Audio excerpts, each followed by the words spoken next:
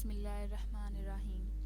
معزز سامعین و ناظرین، السلام علیکم ورحمۃ اللہ وبرکاتہ۔ میں امید کرتی ہوں کہ آپ سب خیریت سے ہوں گے، خوشحال ہوں گے۔ میری دعا ہے کہ اللہ تعالیٰ آپ کو خوش اور آباد رکھے اور آپ پر اپنی رحمتیں اور برکتیں نعمتیں نازل فرماتا رہے۔ ناظرین، آج کی میری اس ویڈیو کا موضوع ہے معین الدین چشتی، جو کہ ایک مشہور صوفی بزرگ رہ چکے ہیں۔ ان کی ولادت، ان کی القابات، بچپن، ان کے علوم اور ظاہری باطنی تمام علم وغیرہ اور ان کے وصال، یہ تمام معلومات میں آج آپ لوگوں کے ساتھ شیئر کروں گی اور امید کروں گی کہ آپ کو آج کی ویڈیو پسند آئے گی۔ ویڈیو کا موضوع ہے خواجہ معین الدین چشتی۔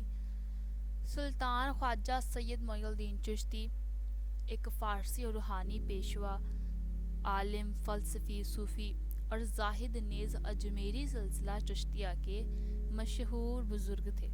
ان کا آبائی وطن سیستان تھا۔ 13ویں صدی کے اوائل میں انہوں نے برصغیر کا سفر کیا اور یہیں بس گئے اور تصوف کے مشہور سلسلہ چشتیہ کو خوب فروغ پہنچا۔ تصوف کا یہ سلسلہ قرون وسطی کے ہندوستان میں ہاتھوں ہاتھ لیا گیا اور اس طریقت کو کئی سنی اولیاء نے اپنایا، جن میں نظام الدین محمد اولیاء، امیر خسرو جیسی عظیم الشان شخصیات بھی شامل ہیں۔ معین الدین چشتی کو برصغیر کا سب سے بڑا ولی اور صوفی سمجھا جاتا ہے۔ خواجہ غریب نواز وہ پہلے بزرگ ہیں جنہوں نے غیر عرب مسلمانوں کو سماع کی طرف راغب کیا اور تقرب الہی کی غرض سے حالت وجد میں سماع کی اجازت دی، تاکہ نو مسلموں کو اجنبیت کا احساس نہ ہو اور بھجن اور گیت کے عادی قوالی اور سماع کے ذریعے اللہ سے تقرب حاصل کریں۔ حالانکہ بعض علماء کا کہنا ہے کہ ان کا یہ فیصلہ 100% درست نہیں تھا، کیونکہ انہی کے سلسلے کے بزرگ نظام الدین اولیاء نے تمام قسم کے آلات موسیقی کو حرام قرار دے دیا تھا۔ معین الدین چشتی کی ابتدائی زندگی کے متعلق بہت کم معلومات دستیاب ہے۔ البتہ جب انہوں نے ہندوستان کا سفر کیا تو اس وقت وسط ایشیا میں منگولوں کا قہر برپا تھا، لہٰذا یہ ممکن ہے کہ معین الدین چشتی نے ان سے بچنے کے لیے ہندوستان کا رخ کیا۔ انہوں نے سلطان التمش کے زمانے میں دہلی میں قدم رکھا، مگر بہت مختصر یا تھوڑے عرصے کے بعد اجمیر تشریف لے گئے۔ اسی مقام پر وہ اہل سنت کے حنبلی مسلک کے عالم اور اہل باطن خواجہ عبداللہ نصاری کی تحریروں سے بہت زیادہ متاثر ہوئے۔ خواجہ عبداللہ کے اسلاف صوفیہ کی حیات و حالات پر مشہور کتاب طبقات اولیاء کا خواجہ معین الدین چشتی کی شخصیت اور ان کے ظاہر و باطن کو سنوارنے میں اہم کردار ادا کرتا ہے۔ اس کتاب نے انہیں دنیا کو دیکھنے کا نیا نظریہ دیا۔ اسی زمانے میں وہ اجمیر میں صاحب کرامت بزرگ کے طور پر مشہور ہونے لگے۔ وہ بیک وقت معلم، واعظ، مبلغ، روحانی پیشوا اور صاحب کرامت بزرگ تھے۔ خواجہ معین الدین چشتی اپنی تمام خصوصیات کی بنا پر ہندوستان اور برصغیر کے سب سے بڑے صوفی اور بزرگ کی حیثیت سے جانے لگے۔ آپ 14 رجب، ان کی ولادت کے متعلق بات کرتے ہیں، آپ 14 رجب 536 ہجری بمطابق 1141 عیسوی یا بروز پیر 14 رجب کو جنوبی ایران کے علاقے سیستان، جو کہ ایران میں خراسان کے نزدیک سنجر نامی گاؤں کے ایک امیر گھرانے میں پیدا ہوئے۔ معین الدین کا بچپن ہی میں نام حسن تھا۔ اپنے اصلی اعتبار سے نجیب الطرفین صحیح النسب سید تھے۔ آپ کا شجرہ علی ابن ابی طالب سے ملتا ہے۔ آپ کے والد سید غیاث الدین امیر تاجر اور با اثر تھے، اور سید غیاث الدین صاحب ثروت ہونے کے ساتھ ساتھ ایک عابد و زاہد شخص بھی تھے۔ دولت کی فراوانی کے باوجود معین الدین چشتی بچپن ہی سے بہت قناعت پسند تھے۔ معین الدین کی والدہ کا اسم گرامی بی بی سیدہ ماہنور ہے۔ آپ نے ابتدائی تعلیم اپنے والد ماجد سے حاصل کی اور اس کے بعد حفظ قرآن پاک کی تکمیل فرمائی۔ بعد اس کی ابھی تعلیم آگے جاری تھی کہ جب آپ کی عمر صرف 15 سال تھی، والد کا سایہ سر سے اٹھ گیا۔ ایسے لمحات میں آپ کی والدہ سید بی بی نور نے بڑی استقامت کا ثبوت دیا اور بڑے حوصلے کے ساتھ بیٹے کو سمجھایا اور کہا، فرزند، زندگی کے سفر میں ہر مسافر کو تنہائی کی اذیتوں سے گزرنا پڑتا ہے۔ اگر تم ابھی سے اپنی تکلیفوں کا ماتم کرنے بیٹھ گئے تو زندگی کے دشوار گزار راستے کیسے طے کرو گے؟ تمہارے والد کا ایک ہی خواب تھا کہ ان کا بیٹا علم و فضل میں کمال حاصل کرے، چنانچہ تمہیں اپنی تمام تر صلاحیتیں تعلیم کے حصول کے لیے ہی صرف کر دینی چاہیے۔ مادر گرامی کی تسلیوں سے سید خواجہ معین الدین چشتی کی طبیعت سنبھل گئی اور اب زیادہ شوق سے علم حاصل کرنے لگے، مگر سکون اور راحت کی یہ مہلت ابھی زیادہ طویل نہ تھی کہ مشکل سے 1 یا 1.5 سال ہی گزرا ہوگا کہ آپ کی والدہ سید بی بی نور بی خالق حقیقی سے جا ملی۔ اب سید خواجہ معین الدین چشتی اس دنیا میں اکیلے رہ گئے تھے۔ بچپن ہی میں والد اور پھر 1 سال بعد والدہ کا انتقال ہو گیا اور بہت زیادہ افسردہ اور اداس رہنے لگے۔ کم سنی میں آپ نے ابتدائی تعلیم اپنے والد محمد غیاث الدین سے حاصل کی، جو اس دور میں رواج ہوا کرتا تھا۔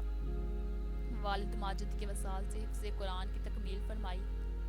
والد کے وصال کے بعد گھریلو ذمہ داری کی وجہ سے باغ کی دیکھ بھال فرما رہے۔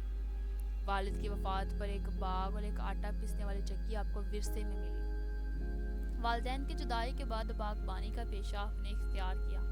تعلیمی سلسلہ منقطع ہو گیا۔ آپ کو اس کا بڑا افسوس تھا، لیکن ایک ایسی فطری مجبوری تھی جس کا بظاہر کوئی علاج نہ تھا۔ ایک دن خواجہ معین الدین چشتی اپنے ہی باغ میں درختوں کو پانی دے رہے تھے کہ ادھر سے مشہور بزرگ ابراہیم قندوزی کا گزر ہوا۔ آپ نے بزرگ کو دیکھا تو دوڑتے ہوئے پاس گئے اور ابراہیم قندوزی کے ہاتھوں کو بوسہ دیا۔ ابراہیم قندوزی ایک نوجوان کی جوش عقیدت سے بہت متاثر ہوئے۔ انہوں نے شفقت سے آپ کے سر پر ہاتھ پھیرا اور چند دعائیہ کلمات کہہ کر آگے جانے لگے۔ جب آپ آگے جانے لگے تو آپ نے ابراہیم قندوزی کا دامن تھام لیا۔ سید ابراہیم نے محبت بھرے لہجے میں پوچھا، اے نوجوان، آپ کیا چاہتے ہیں؟ خواجہ معین الدین چشتی نے عرض کی، آپ چند لمحے اور میرے باغ میں قیام فرمائے۔ کون جانتا ہے کہ یہ سعادت مجھے دوبارہ نصیب ہوگی کہ نہیں؟ آپ کا لہجہ اس قدر عقیدت مندانہ تھا کہ ابراہیم قندوزی سے انکار نہ ہو سکا اور آپ باغ میں بیٹھ گئے۔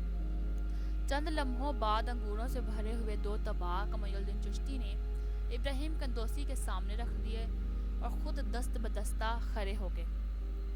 ابراہیم قندوزی نے اپنے پیرہن میں ہاتھ ڈال کر جیب سے روٹی کا ایک خشک ٹکڑا نکال کر معین الدین کی طرف بڑھایا اور فرمایا، وہ تیری مہمان نوازی تھی، یہ فقیر کی دعوت ہے۔ اس کے بعد نے وہ باغ فروخت فرما کر اس کی رقم کو غربا مساکین میں تقسیم فرما دیا۔ مزید حصول دین کی خاطر سفر کیا اور اپنے جائے ولادت کو خیر آباد کہہ دیا، یعنی کہ جہاں پیدا ہوئے تھے اس علاقے کو خیر آباد کہہ دیا۔ بعد ازاں آپ نے سب کچھ اللہ کی راہ میں لوٹانے کے بعد تحصیل علم کے لیے خراساں کو خیر آباد کہا اور آپ نے سمرقند بخارا کا رخ کیا، جو اس وقت علوم و فنون کے اہم مراکز تصور کیے جاتے تھے۔ یہاں پہلے آپ نے قرآن پاک حفظ کیا، پھر تفسیر، فقہ، حدیث اور دوسرے علوم ظاہرے میں مہارت حاصل کی۔ علوم ظاہری کی تکمیل کے بعد آپ نے مرشد کامل کی تلاش میں عراق کا رخ کیا۔ اپنے زمانے کے مشہور بزرگ خواجہ عثمان ہارونی کی خدمت میں آئے۔ خواجہ معین الدین چشتی اپنے مرشد کی خدمت میں تقریباً 2.5 سال رہے۔ اب پیر مرشد کی خدمت کے لیے ساری رات جاگتے رہتے کہ مرشد کو کسی چیز کی ضرورت نہ پڑ جائے۔ سرور کائنات کے روزہ اقدس کی حاضری ہوئی۔ سید عثمان ہارونی نے خواجہ معین الدین چشتی کو حکم دیا، معین الدین، آقائے کائنات کے حضور سلام پیش کرو۔ خواجہ معین الدین چشتی نے غداز قلب کے ساتھ لرزتی ہوئی آواز میں کہا، السلام علیکم یا سید المرسلین۔ وہاں موجود تمام لوگوں نے سنا، جتنے بھی لوگ وہاں موجود تھے یہ سب نے سنا کہ روزہ رسول سے جواب آیا ہے، وعلیکم السلام یا سلطان الہند۔ اس کے بعد ان کے اسفار سفر بغداد کے دوران میں آپ کی ملاقات شیخ نجم الدین کبریٰ سے ہوئی۔ اولیاء کرام میں شیخ نجم الدین کبریٰ کا مقام بہت بلند ہے۔ معین الدین چشتی 2.5 ماہ تک شیخ نجم الدین کبریٰ کے ہاں قیام پذیر رہے اور ایک عظیم صوفی کی محبتوں سے فیض یاب ہوئے۔ اس کے بعد معین الدین چشتی بغداد میں شیخ عبد القادر جیلانی کی خدمت میں حاضر ہوئے، کچھ عرصہ یہاں مقام کیا، پھر آپ تبریز تشریف لے گئے اور وہاں خواجہ ابو سعید تبریزی سے فیض حاصل کیا، اور ابو سعید تبریزی کو تصوف کی دنیا میں ہمہ گیر شہرت حاصل ہے۔ چند دن یہاں گزارنے کے بعد اب اصفہان تشریف لے گئے، وہاں مشہور بزرگ شیخ محمود اصفہانی کی محبت سے فیضیاب ہوئے۔ جب آپ اصفہان سے روانہ ہوئے تو قطب الدین بختیار کاکی جو ابھی 9 عمر تھے آپ کے ساتھ ہوئے، جو بعد میں تاجدار ہند کہلائے۔ آپ گنج شکر بابا فرید کے مرشد اور نظام الدین اولیاء کے دادا مرشد ہیں۔ بہرکیف معین الدین چشتی اصفہان سے ہرکان تشریف لے آئے، یہاں آپ نے 2 سال واس فرمایا اور ہزاروں انسانوں کو راہ راست پر لائے۔ اس کے بعد پھر آپ ایران کے شہر استر آباد تشریف لے آئے۔ ان دنوں وہاں ایک مرد کامل سید شیخ ناصر الدین قیام پذیر تھے، جن کا 2 واسطوں سے سلسلہ بایزید بسطامی سے جا ملتا ہے۔ چند ماہ یہاں پر سید شیخ ناصر الدین سے روحانی فیض حاصل کیا، پھر ہرات کا قصد کیا۔ یہ شہر ایرانی سرحد کے قریب افغانستان میں واقع ہے۔ یہاں خواجہ عبدالنصاری کے مزار مبارک پر آپ کا قیام تھا۔ بہت جلد سارے شہر میں آپ کے چرچے ہونے لگے۔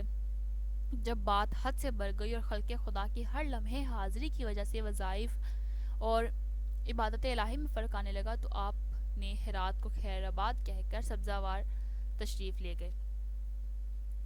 سلسلہ چشتیہ ہندوستان ہی میں آپ ہی سے پہلا اور ہندوستان میں 90 لاکھ آدمی آپ کے ہاتھ پر اسلام لائے۔ ایک روایت کے مطابق تاریخ وفات 6 رجب 627 ہجری یا پھر 661 ہجری ہے۔ آپ 97 سال حیات رہے، جبکہ دوسری روایت میں 103 سال کی عمر میں آپ کا وصال 633 ہجری میں اجمیر میں ہوا۔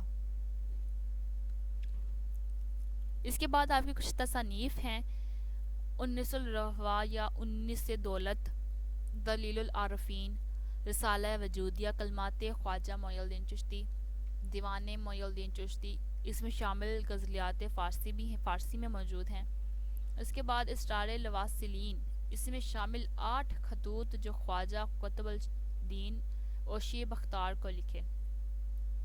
اور امید کروں گی کہ آج کی ویڈیو آپ کو پسند آئی ہوگی۔ ناظرین، اگر ویڈیو اچھی لگی ہو تو کائنڈلی چینل کو سبسکرائب کر دیں اور ویڈیو کو لائک، شیئر اور کمنٹ ضرور کیجیے گا۔ اپنی دعا میں یاد رکھیں۔ اللہ حافظ۔